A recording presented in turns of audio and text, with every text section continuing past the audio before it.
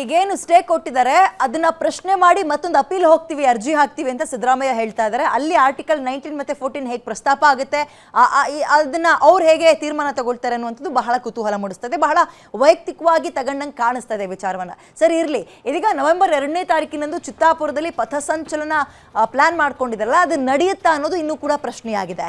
ಕಲಬುರಗಿಯಲ್ಲಿ ನಡೆದಿದ್ದ ಪಥಸಂಚಲನ ಶಾಂತಿ ಸಭೆ ಫೇಲ್ಯೂರ್ ಆಗಿದೆ. ಜಿಲ್ಲಾಧಿಕಾರಿ ನೇತೃತ್ವದಲ್ಲಿ ನಡೆದಿತ್ತು ಶಾಂತಿ ಸಭೆ, ಬಟ್ ಫಲ ಕೊಟ್ಟಿಲ್ಲ. ಸಭೆಯಲ್ಲಿ RSS, ಭೀಮ್ ಆರ್ಮಿ ಸೇರಿ 10 ಸಂಘಟನೆಯ ಕೆಲ ಮುಖಂಡರುಗಳು ಭಾಗಿಯಾಗಿದ್ರು. ಒಂದೊಂದು ಸಂಘಟನೆಯಿಂದ ಒಂದಿಬ್ರು 3 ಜನ ಬಂದಿದ್ರು. ಬಟ್ ಒಮ್ಮತ ಇಲ್ಲದ ಸಭೆಯಲ್ಲಿ ಗದ್ದಲ ಕೋಲಾಹಲ ಉಂಟಾಗಿದೆ. ಲಾಠಿ ಬಿಟ್ಟು ಪಥಸಂಚಲನ ಮಾಡಕ್ಕೆ RSS ನಿರಾಕರಣೆ ಮಾಡಿದೆ. RSS ವಿರುದ್ಧ ಸಂಘಟನೆಗಳು ಗರಂ ಆದವು. ಈಗ ಲಾಠಿಯೇ ದೊಡ್ಡ ಪ್ರಶ್ನೆಯಾಗಿ ಕಾಡ್ತಾ ಇದೆ RSS ನಲ್ಲಿ. ದಂಡ ಅಂತ ಕರೀತಾರಲ್ಲ, ಏನು ಹೆದರ್ಸಕ್ಕೆ ಹೋಗ್ತಾ ಇದ್ದೀರಾ ಅಂತ ಉಳಿದ ಸಂಘಟನೆಗಳು ಪ್ರಶ್ನೆ ಮಾಡ್ತಾ ಇದ್ದಾವೆ. ನಾವು ಹೆದರ್ಸೋಕಲ್ಲ ಅಂದ್ರೆ ಗಣವೇಷಧಾರಿಗಳು ಅಂದ್ರೆ ನೀವು ದಂಡ ಇಲ್ಲದೆ RSS ನ ಯೂನಿಫಾರ್ಮ್ನ ಊಹೆ ಮಾಡ್ಕೊಳ್ಳೋಕ್ಕೂ ಆಗಲ್ಲ. ಖಾಕಿ ಪ್ಯಾಂಟ್, ಬಿಳಿ ಶರ್ಟ್ ಮತ್ತು ಕಪ್ಪು ಟೋಪಿ, ಕೈಯಲ್ಲಿ ಒಂದು ದಂಡ, ಇದು ಗಣವೇಷಧಾರಿ ಅಂತ ಕನ್ಸಿಡರ್ ಹೋಲ್ ಆಗಿ ಗಮನಿಸಿದ್ರೆ. ಸೊ ವಿತೌಟ್ ದಂಡ ಅವರ ಯೂನಿಫಾರ್ಮ್ ಅನ್ನ ಊಹೆ ಮಾಡ್ಕೊಳಕ್ ಆಗಲ್ಲ. ಬಟ್ ಇವರೆಲ್ಲ ಹೇಳ್ತಾ ಇರೋದು ದಂಡವನ್ನ ಬಿಟ್ಬಿಡ್ರಿ ಅಂತ. ದಂಡದ ಉದ್ದೇಶ ಏನು ಅನ್ನುವಂಥದ್ದನ್ನ RSS ಇಲ್ಲಿ ತನಕ ಹಲವಾರು ವೇದಿಕೆಗಳಲ್ಲಿ ಅದನ್ನ ಪ್ರಸ್ತಾಪ ಮಾಡಿದ್ದಾರೆ. ಏನು ಉದ್ದೇಶ, ಇದರಿಂದ ಯಾರನ್ನೋ ಒಡೆಯೋದು, ಬಡಿಯೋದು, ಸಾಯಿಸೋದು ಅಲ್ಲ, ಇದರ ಉದ್ದೇಶ ಹಿಂಗೆ ಅಂತ. ಅದಕ್ಕೆ ಕೆಲವು ಸಂಘಟನೆಗಳು ಏನ್ ಹೇಳ್ತಾ ಇದಾವೆ ಅಂದ್ರೆ, ಇಷ್ಟೂ ಜನ ಸೇರ್ಕೊಂಡು ಯಾರು ಮುಂದಡಿಸ್ಕೊಂಡು ಹೋಗ್ತಿರಲ್ಲಪ್ಪ, ಮುಂದುವರ್ಸ್ಕೊಂಡು ಅವ್ರು ಬೇಕಾದ್ರೆ ಇಟ್ಕೊಳ್ಳಿ, ಎಲ್ಲರ ಕೈಲಿ ದಂಡ ಇಟ್ಕೊಡ್ದು, ಏನು ಹೆದರಿಸ್ತೀರಾ ನೀವು ಅಂತ ಸಂಘಟನೆಗಳು ಪ್ರಶ್ನೆ ಮಾಡ್ತಾ ಇದ್ದಾವೆ. ಸೊ ಶಾಂತಿ ಸಭೆ ಫೇಲ್ಯೂರ್ ಆಗಿದೆ. ಈ ಶಾಂತಿ ಸಭೆಗೆ ಪ್ಲಾನ್ ಕೊಟ್ಟಿದ್ದು ಯಾರು ಅಂದ್ರೆ ಕೋರ್ಟ್, ಹೈಕೋರ್ಟ್ ಪ್ಲಾನ್ ಕೊಟ್ಟಿತ್ತು. ಎಲ್ಲರನ್ನ ಕರೆಸಿ ಒಬ್ಬೊಬ್ರಿಗೆ ಒಂದೊಂದು ದಿನ ಅವಕಾಶ ಮಾಡ್ಕೊಡ್ರಿ ಪಥಸಂಚಲನ ಮಾಡಕ್ಕೆ, ಶಾಂತಿ ಸಭೆ ಮಾಡಿ ಅಂತ. ಬಟ್ ಶಾಂತಿ ಸಭೆಯಲ್ಲಿ ಬರೀ ಕೋಲಾಹಲ. ಅವ್ರ ಮಾತನ್ನು ಇವ್ರು ಒಪ್ಪಿಲ್ಲ, ಇವ್ರ ಮಾತನ್ನು ಅವ್ರು ಒಪ್ಪಿಲ್ಲ. ಅವರೊಂದು ಕಂಡೀಷನ್ ಹಾಕಿದ್ದಾರೆ. ಕಂಡೀಷನ್ ನಂಬರ್ 1, ನೀವು ಪಥಸಂಚಲನ ಮಾಡ್ಕೊಳ್ಳಿ ಬೇಡ ಅನ್ನಲ್ಲ, ಬಟ್ ನಿಮ್ಮ ದಂಡವನ್ನ ಬಿಡಬೇಕು, ಲಾಠಿಯನ್ನ ಸೈಡಿಗೆ ಇಟ್ಟು ಬರಬೇಕು ಅಂತ. ವಿತೌಟ್ ದಂಡ RSS ಹಾಗಾದ್ರೆ ತಮ್ಮ ಗಣವೇಷಧಾರಿ ಅಥವಾ ಯೂನಿಫಾರ್ಮ್ ಅನ್ನು ನೆನಪಿಸ್ಕೊಳಕ್ ಆಗುತ್ತಾ, ಊಹೆ ಮಾಡ್ಕೊಳಕ್ ಆಗುತ್ತಾ? This is the point.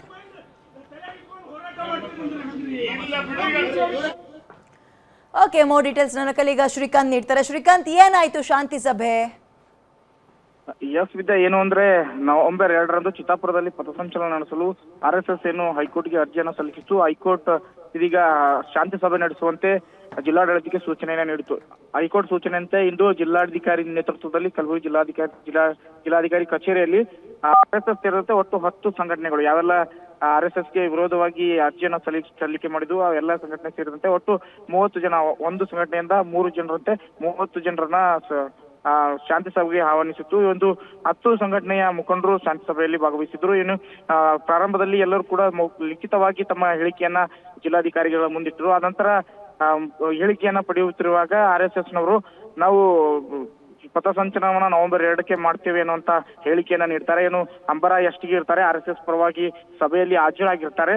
ಅವರ ವಿರುದ್ಧ ಇನ್ನು ಭೀಮ್ ಆರ್ಮಿ ಸೇರಿದಂತೆ ಇನ್ನುಳಿದ ಸಂಘಟನೆಯ ಮುಖಂಡರು ವಾಗ್ದಾಳಿಯನ್ನ ನಡೆಸ್ತಾರೆ. ಏನು RSS ಲಾಠಿ ಬಿಟ್ಟು ಬರೋದಾದ್ರೆ ಪಥಸಂಚಲನವನ್ನ ಮಾಡ್ಲಿ, RSS ನೋಂದಣಿ ಇಲ್ಲದ ಸಂಘಟನೆ ಆಗಿದ್ದರಿಂದ ಅದಕ್ಕೆ ಯಾವುದೇ ರೀತಿಯ ಅನುಮತಿಯನ್ನ ನೀಡಬಾರದು ಎನ್ನುವಂತ ಬೇಡಿಕೆಯನ್ನ ಜಿಲ್ಲಾಧಿಕಾರಿಗಳ ಮುಂದಿಡ್ತಾರೆ. ಈ ವೇಳೆ RSS ಮತ್ತು 9 ಸಂಘಟನೆಗಳ ಮುಖಂಡರ ನಡುವೆ ವಾಗ್ದಾಳಿ ನಡೆಯುತ್ತೆ. ಆಗ 9 ಸಂಘಟನೆಯ ಮುಖಂಡರು, ದಲಿತ ಸಂಘಟನೆಯ ಮುಖಂಡರು ಅರ್ಧಕ್ಕೆ ಸಭೆಯನ್ನ ಮೊಟಕುಗೊಳಿಸಿ ಹೊರ ಬಂದಿರುವಂತದ್ದು. ಹೊರ ಬರ್ತಿದ್ದಂತೆ RSS ವಿರುದ್ಧ ಘೋಷಣೆಯನ್ನು ಕೂಗಿ ಆಕ್ರೋಶವನ್ನ ಹೊರಹಾಕಿರುವಂತದ್ದು.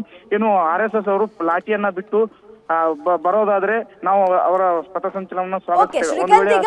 ಶಾಂತಿ ಸಭೆ ಫೇಲ್ ಆಗಿದೆ, ಪಾಸ್ ಆಗಿಲ್ಲ. What next? ಏನ್ ಮಾಡುತ್ತೆ ಜಿಲ್ಲಾಡಳಿತ? ಹಂಗಾದ್ರೆ ಇನ್ನೊಂದು ಸುತ್ತಿನ ಸಭೆ ಕರೆಯುತ್ತಾ? ಇಂದು ಕರೆಯಲಾದ ಶಾಂತಿ ಸಭೆ ಇಂದು ವಿಫಲವಾಗಿದೆ ಅಂತ ಹೇಳ್ಬೋದು. ಏನು ಇದು ವರದಿಯನ್ನ ಏನು ಜಿಲ್ಲಾಧಿಕಾರಿಗಳಿದ್ದಾರೆ ಇಂದು 10 ಸಂಘಟನೆಯಿಂದ ವರದಿಯನ್ನ ಪಡೆದುಕೊಂಡಿರುವಂತ ಆ ವರದಿ ಅಕ್ಟೋಬರ್ 30ರಂದು ಹೈಕೋರ್ಟ್ಗೆ ಒಪ್ಪಿಸಲಿದೆ. ಈ ವೇಳೆ ಹೈಕೋರ್ಟ್ ನಲ್ಲಿ ಪಥಸಂಚಲನ ನಡೆಸಬಾರದು ಎನ್ನುವ ಕುರಿತು ಚಿತ್ತಾಪುರ ಪಥಸಂಚಲನ ಭವಿಷ್ಯ ಅಕ್ಟೋಬರ್ 30ರಂದು ಹೈಕೋರ್ಟ್ ನಲ್ಲಿ ನಿರ್ಧಾರವಾಗಲಿದೆ. ಓಕೆ, ಧನ್ಯವಾದ ಶ್ರೀಕಾಂತ್ ಡೀಟೇಲ್ಸ್ಗೆ. RSS ಪ್ರಮುಖವಾಗಿ ಚಿತ್ತಾಪುರ ಸೇರಿದಂತೆ ಕೆಲವು ಕಡೆ ಧರ್ಮ ಸಂಕಟ ತಂದಿಡ್ತಾ ಇದೆ ಕಾಂಗ್ರೆಸ್ಗೆ. ನೋಡಿದ್ರಲ್ಲ, ಈಗ ಸ್ಟೇ ಕೊಟ್ಟಿದೆ ಕೋರ್ಟ್, ಇಲ್ಲ ನೀವು ನಿರ್ಬಂಧ ಹೇರಕ್ಕಾಗಲ್ಲ, ಆರ್ಟಿಕಲ್ 19 ಮತ್ತೆ 14 ಅನ್ನ ಉಲ್ಲಂಘನೆ ಮಾಡ್ದಂಗಾಗುತ್ತೆ ಅಂತ. ಬಟ್ ಅದನ್ನ ವಿರೋಧಿಸಿ ನಾವು ಕೋರ್ಟಿಗೆ ಹೋಗ್ತೀವಿ ಅಂತ ಇದ್ದಾರೆ. ಅಂದ್ರೆ ಅದನ್ನ ವಿರೋಧಿಸಿ ಅಂತ ಹೇಳೋದು ಬಹುಶಃ ಸಿದ್ದರಾಮಯ್ಯ ಅವರ ಪದ ಎಷ್ಟರ ಮಟ್ಟಿಗೆ ಸೂಕ್ತವೋ ಇಲ್ವೋ ಗೊತ್ತಿಲ್ಲ. ಅವರು LLB ಮಾಡಿದ್ದಾರೆ.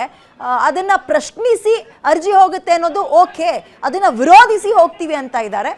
ಗೊತ್ತಿಲ್ಲ, ಕಾದ್ ನೋಡೋಣ ಏನೇನಾಗುತ್ತೆ ಅಂತ.